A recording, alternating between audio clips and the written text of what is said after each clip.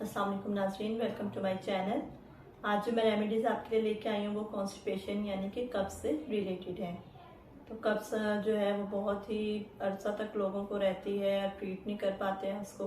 तो एक तो इसमें वाटर इनटेक बहुत ज़रूरी है, फ्रेश फ्रूट्स का इस्तेमाल बहुत अच्छा रहता है इसमें, और ग़िज़ा आप किस तरह की ले रहे हैं, तो ये सब चीज़ें इसमें मैटर करती हैं। तो अब मैं मेडिसिन की तरफ चलूँगी। फर्स्ट रेमेडी जो है हमारी वो है ब्रायोनिया अल्बा।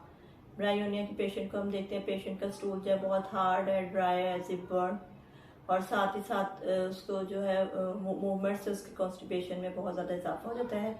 वो जब रेस्ट करता रहता है तो उसको बेहतर हो जाती है कॉन्स्टिपेशन। मॉर्निंग में इसको कॉन्स्टिपेशन बहुत ज़्यादा होती है, as well as hot weather में इसकी कॉन्स्टिपेशन बहुत ज़्यादा हो जाती है।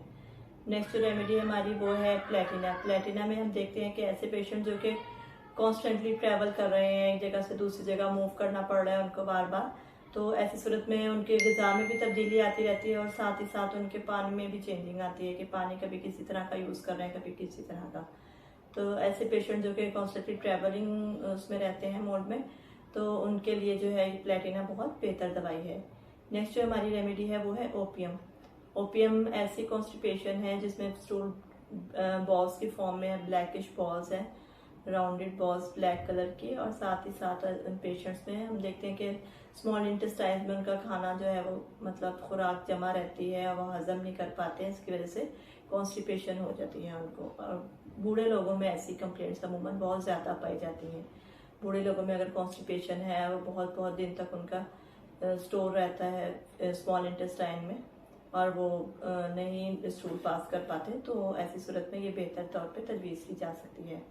नेक्स्ट जो हमारी रेमेडी है वो है एलोमिना। एलोमिना में हम देखते हैं कि पेशेंट को काफ़ी दिनों तक जो है वो हाजित नहीं होती कि उसने स्टूल करना है पास, तो ऐसी सूरत में और साथ ही साथ उनकी आंतों में इतनी ज़्यादा खुश्की ड्राइनेस पाई जाती है जिसकी वजह से पेशेंट को कॉन्स्टिपेशन का मसला रहता है, तो इसमें हम एलोमिना तजवीज़ कर सकते हैं। नेक्स्ट रेमेडी है वो है एलोस।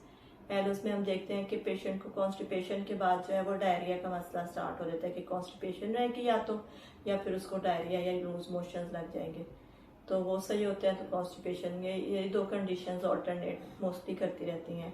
साथ ही साथ इसमें एलोमिना में हम देखते हैं कि एलोस में हम देखते हैं कि पेशेंट को जो है हेमरॉइड्स का यानी कि प्रोट्रूडिंग हेमरॉइड्स हैं, जो मस्से जो हैं वो बाहर को आ जाते हैं जस्ट लाइक ग्रेप्स की फॉर्म में गोल गोल राउंडेड, तो ऐसी सूरत में हम एलोस तजवीज़ कर सकते हैं। नेक्स्ट जो रेमेडी हमारी वो है कॉलिनसोनिया। कॉलिनसोनिया भी जो है हेमरॉइड्स में बहुत बेहतर दवाई है, ख़ासतौर पे अगर ब्लीडिंग हेमरॉइड्स हो रहे हैं या प्रोट्रूडिंग हेमरॉइड्स में भी बेहतर काम कर सकती है।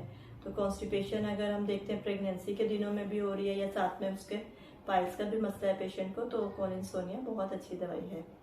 नेक्स्ट जो हमारी रेमेडी है वो है अगर पेशेंट को वो है मैकाब। अगर पेशेंट को हम देखते हैं बहुत ज़्यादा मेंटल स्ट्रेस आ रहा है, कोई इसको शॉक पहुंचे है मेंटली, उसकी वजह से अगर कॉन्स्टिपेशन हो गई है, तो हम पेशेंट को जो है मेडिसिन जो तजवीज़ करेंगे वो है मैकाब। नेक्स्ट हमारी जो रेमेडी है वो है नक्स वोमिका। नक्स वोमिका ऐसे पेशेंट्स को तजवीज़ की जा सकती है जिनका बैठने का काम बहुत ज़्यादा है, जो चलने फिरने की उनकी आदत नहीं है, बैठे रहते हैं, या ऑफिस वर्कर्स जो हैं कि उनको ज़्यादा देर तक बैठना पड़ रहा है और उसकी वजह से अगर कॉन्स्टिपेशन हो गई है, तो नक्स वोमिका बहुत अच्छी तौर पे जो है पेशेंट को ट्रीट कर सकती है। नेक्स्ट जो हमारी रेमेडी है कॉन्स्टिपेशन के लिए वो है सिलिशिया। सिलिशिया की हम देखते हैं पेशेंट का स्टूल ड्राई है और पेशेंट जब स्ट्रेन करता है उसका हाफ स्टूल पास हो जाता है, लेकिन बाकी स्टूल वापस रेक्टम से अंदर चला जाएगा दोबारा, कि मतलब उसके पार्शियल एक्सपर्ट करता है वो स्टूल को, पूरी तरह उसका स्टूल पास नहीं होता। करने के बाद भी पेशेंट को जो है सेटिस्फेक्शन नहीं होती है, क्योंकि हाफ स्टूल उसका अंदर ही रह जाता है, बाकी वो नहीं पास कर पाता, या उसको बहुत ज़्यादा उसमें फिर पुश करना पड़ता है उसको। तो और अगर स्पेशली अगर मेंसेस से पहले या ड्यूरिंग मेंसेस पीरियड्स के दौरान फीमेल्स को हम देखते हैं कि कॉन्स्टिपेशन का मसला आ रहा है, तो सिलिशिया जो है उसमें बेहतर तौर पे काम करेगी। तो ये थी चंद अद्वियात जो कि कॉन्स्टिपेशन को कवर करती हैं। तो नेक्स्ट इंशाल्लाह मैं फिर किसी और वीडियो के साथ हाजिर होंगी। Thanks for watching this video, kindly like and subscribe the channel and thanks.